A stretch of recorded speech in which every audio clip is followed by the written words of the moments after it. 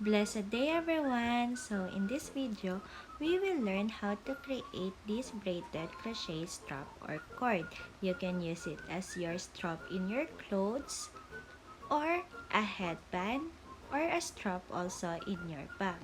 So hope you enjoy. Let's start!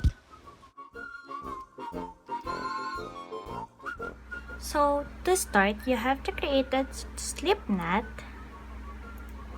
then chain 3.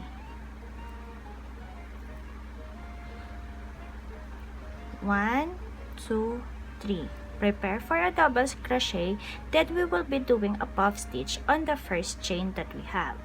So to do a puff stitch, you have to do like a double crochet, but pull your yarn as far as you can and do that 1,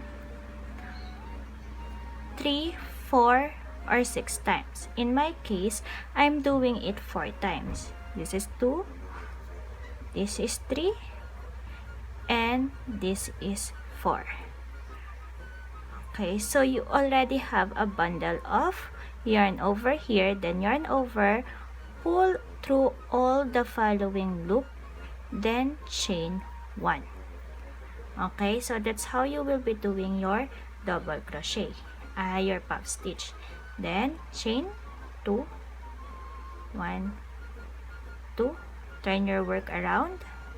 On that very same stitch over here, you will be doing another puff stitch, pulling through, yarn over, insert through that stitch, pull as far as you can, 2, 3, and 4. Okay, then yarn over, pull through all the loop, chain 1 and chain 2, turn, prepare for the puff stitch. Now if you will be opening this one, you would be noticing this stitch over here. This is your chain 2 stitch previously before you did this you did this stitch. This is the chain 2 stitch after you did this stitch. So this is your first chain 2 stitch. Okay, so on that stitch, you will be doing the puff stitch. So 1, 2, 3, 4. You would be noticing that in this area or in this row, it is easier to pull through the yarn. Then chain 1 and another, and again, turn your work around, prepare for a puff stitch. Now you will be looking at the next chain 2 stitch that you have created, which is this one, not this one. Okay, so in this stitch, insert your hook, and that's where you will be doing the puff stitch. 1, 2, 3, 4. Okay, pull through, again, chain 2, turn your work around, and again search for that double crochet over here. This is it.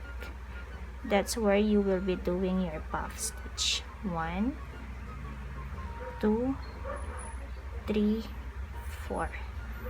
Okay, I'll show you one last time. 1, 2, turn your work around. Inside, you will be seeing your previous chain 2 to the puff stitch. 1, 2, 3, 4. There you go.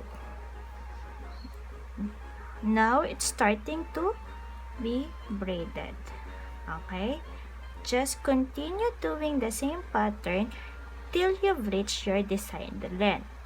You can use it as a strap of your top or clothes, headband, or strap of your bag.